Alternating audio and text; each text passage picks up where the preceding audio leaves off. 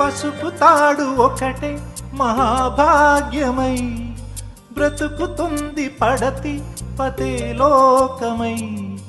మగని మంచి కోసం పడే ఆర్తిలో సతిని మించగలరా మరే ఆప్తులు.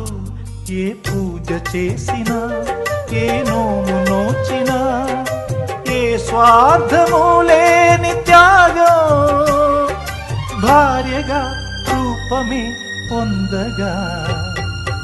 అపురూపమైనదమ్మ ఆడజన్మ, ఆ జన్మకు పరిపూర్ణత ఇల్లాలమ్మా.